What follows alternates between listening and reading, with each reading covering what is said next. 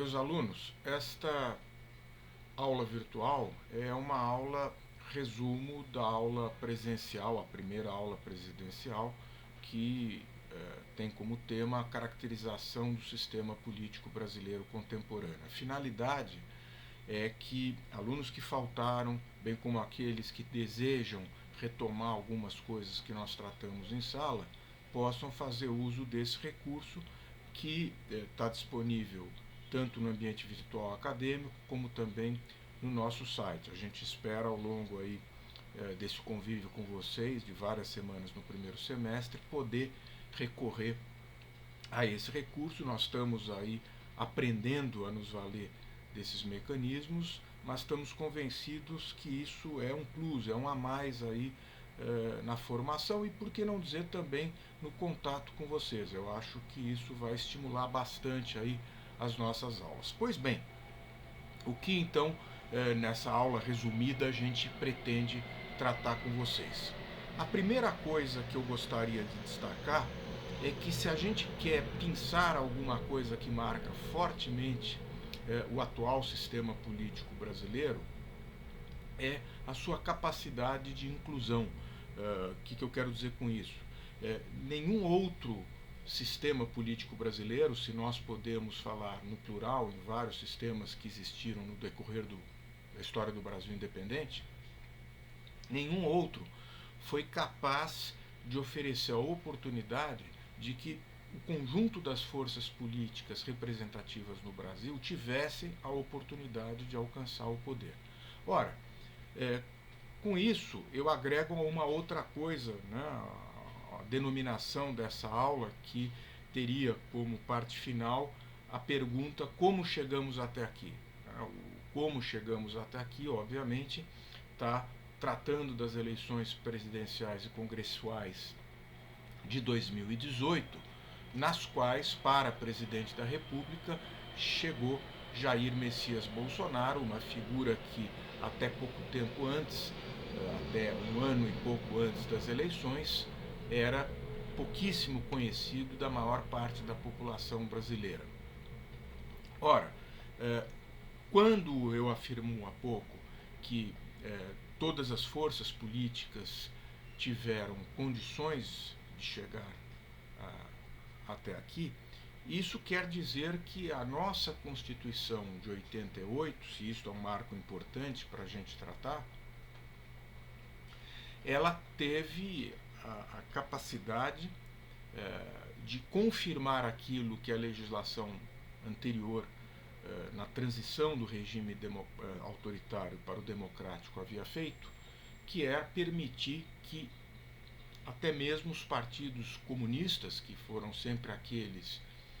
que deram um ensejo para medidas repressivas e autoritárias do passado, até mesmo esses partidos pudessem disputar o poder. Então, esse já foi, assim dizendo, um exemplo muito concreto, muito forte desta mudança.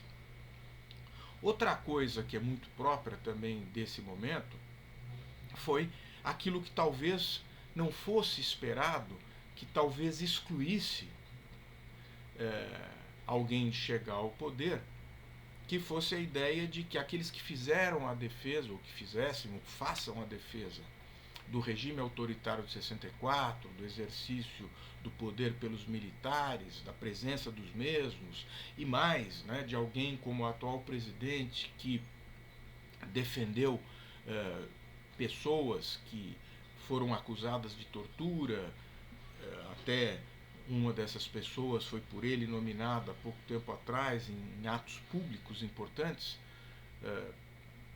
Não poderíamos, ou não se poderia admitir, supostamente, que uma figura dessa pudesse chegar ao poder. Porém, se nós entendemos como a Constituição reza,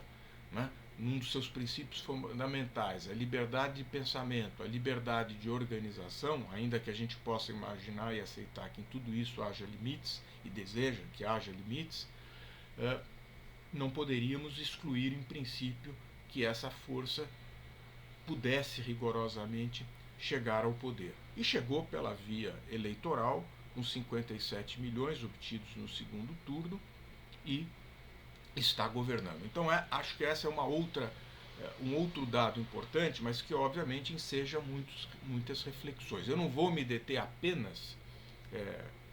no exercício do governo do presidente Jair Bolsonaro, porque me parece que para essa questão também ser melhor entendida, outras nós precisamos aí contemplar. Talvez outras manifestações, outras particularidades do nosso sistema atual foi que nós temos assistido algo que em outro momento da nossa história nem de longe nós podemos dizer que esteve presente. Eu chamaria de um duplo fenômeno ou um fenômeno duplicado, que seria ou o fato de que nós temos um Ministério Público Federal, sobretudo um Ministério Público Federal, com uma atuação muito forte, que está prevista na Constituição, o delineamento aí da ação do Ministério Público, e os seus integrantes vêm, ao longo desses anos, tendo uma conduta de muita iniciativa, muita força, fazendo com que o Ministério Público possa ser entendido ele próprio como um ator, né? Por que não dizer um ator político, uma vez que grande parte dessa sua ação passa, obviamente, pelo funcionamento do sistema político brasileiro. O outro ator, que em princípio não é um ator político, embora decorra de decisões políticas, é o nosso Poder Judiciário, particularmente a mais alta corte do país, o Superior Tribunal Federal. Né? Não raras vezes tem se usado nas análises políticas brasileiras a frase da judicialização da política, ou seja, várias e várias controvérsias acabam sendo judicializadas e acabam terminando na mais alta corte. Mas não é só aí que o Supremo se tornou efetivamente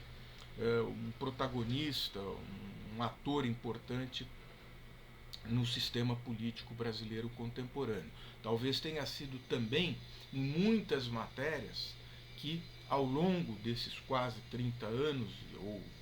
desses 30 anos de jornada democrática, foram vistos como omissões do Poder Legislativo, de disposições constitucionais que muitas vezes não levaram a regulamentações, enfim, muitas e muitas matérias que acabaram por fazer com que o Supremo Tribunal Federal viesse a ter que tomar decisões sobre isso. Ora, uma outra coisa que a gente acaba verificando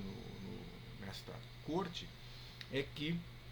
os seus membros passaram a ter uma projeção muito grande, para bem ou para mal. Como é um colegiado de 11 pessoas, nós sabemos que elas se tornaram tão ou mais conhecidas do que muitos dos membros do parlamento brasileiro. São eles no parlamento que foram eleitos por nós brasileiros,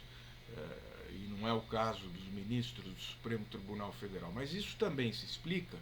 porque um outro fenômeno do nosso sistema político atual, e que não se explica tão somente por decisões político-legislativas, mas são mudanças sociais mais profundas, é que o conjunto das instituições públicas passou a dispor de canais de comunicação com a sociedade. E não foi diferente com o Poder Judiciário, e não foi diferente com a mais alta corte. Não raras vezes assistimos aí pela televisão, pelo canal da TV Justiça, sessões do Supremo Tribunal Federal. Então,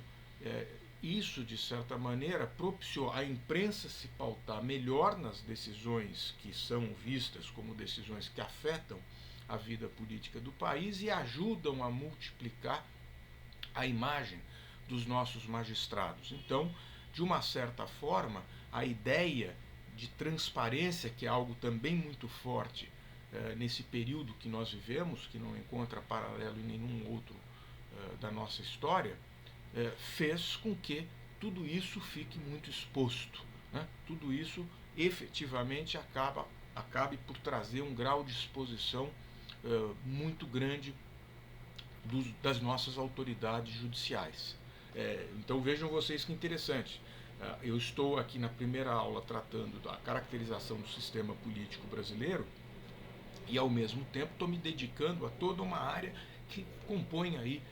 o sistema judicial propriamente dito. Eu falei então do Ministério Público, eu falei da Suprema Corte. É claro que quando eu penso no Ministério Público, e estou enfatizando o Ministério Público Federal, por princípio da Constituição, os ministérios públicos estaduais têm eles próprios também uma importância grande, mas varia muito a ação de estado para estado, tal como se organizou aí o Ministério Público em muitas das nossas unidades federativas. Além deles, eu acho que valeria a pena também mencionar o Tribunal de Contas da União, ou seja, órgãos de controle. O Tribunal de Contas também passou a ter uma projeção, uma importância,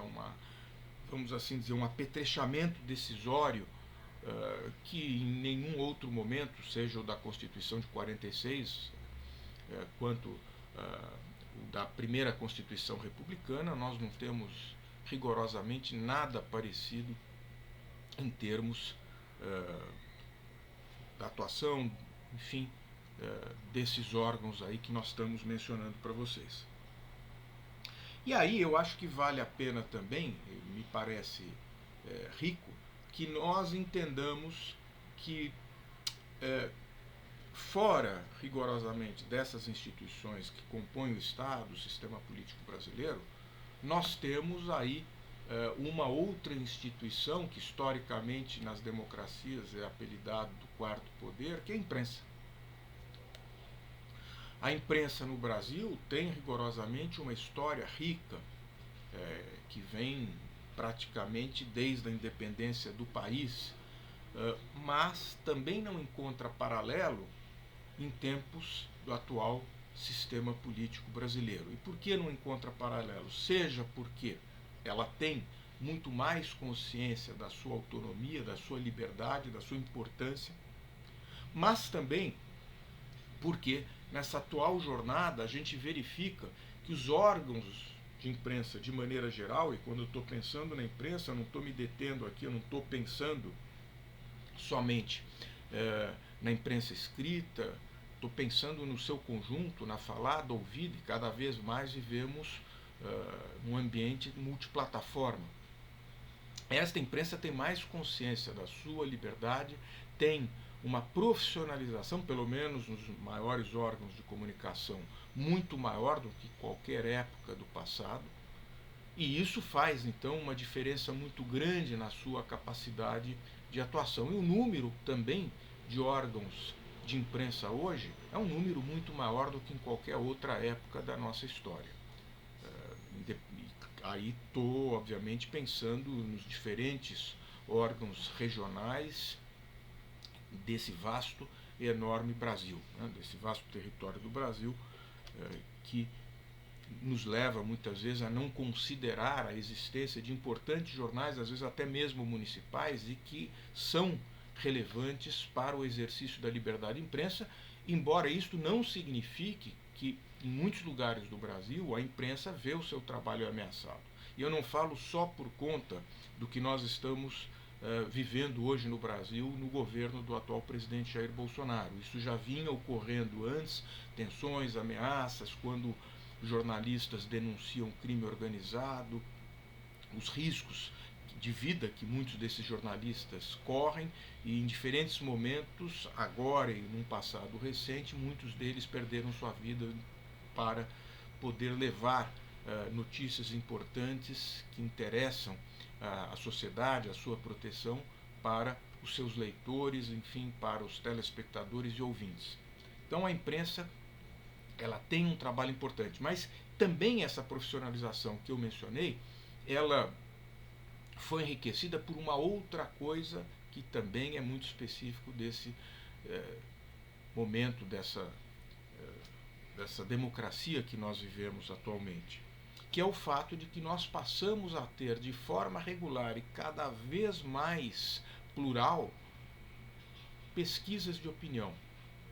que começaram, na verdade, no período anterior a 64, por exemplo, com a criação do Ibope.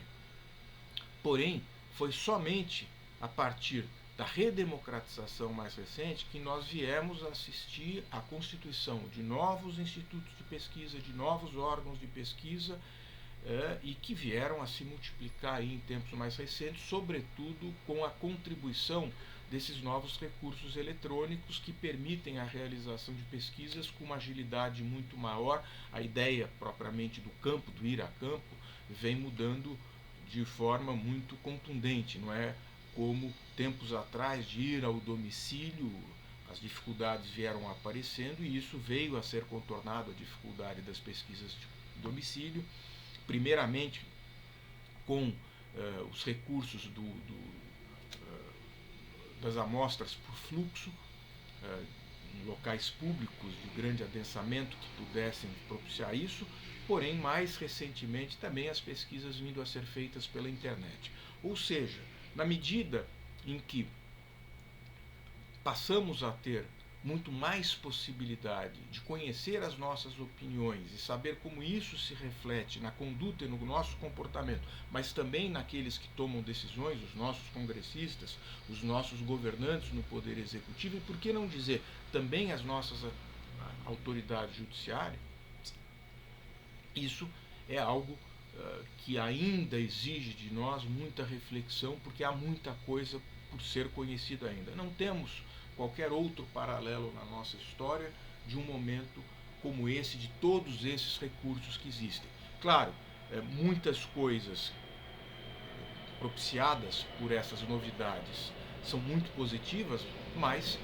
óbvio que nós já conhecemos o lado muito negativo de tudo isso, dentro do que veio a ser batizado de fake news, ainda que debaixo dessa denominação fake news, no nosso entendimento, haja ainda muita coisa a ser diferenciada e que não pode ser resumida a notícias falsas, mas também a todo, quem sabe, um descuido de todos aqueles que se entendem portadores de recursos para que suas ideias possam ir adiante, de descuidos em como veiculam suas opiniões, de como veiculam aquilo que supostamente é um conhecimento indispensável para que outras pessoas venham a conhecer. Há muita coisa debaixo desse guarda-chuva da fake news que merece ainda ser melhor estudado. Então, basicamente, dentro desse tema da primeira aula que nós nos propusemos aí a tratar com vocês, brevemente no caso do vídeo, era mais ou menos isso que eu gostaria de destacar, e eu acredito que ao longo das outras aulas, quando nós poderemos nos aprofundar muito mais em outros assuntos que estão debaixo dessa nossa disciplina, Formação e Desenvolvimento Político Brasileiro, fará com que ao chegarmos ao final, na nossa última aula de conteúdo, nós faremos o fechamento voltando a isso que nós tratamos na primeira aula e acreditamos que teremos aí muito mais embasamento e riqueza para que a conclusão do nosso curso possa fazer com que sintamos que essa jornada que a gente percorreu tenha sido rigorosamente rica para todos vocês. É isso aí, meus caros. Muito obrigado e até nossos encontros em sala de aula.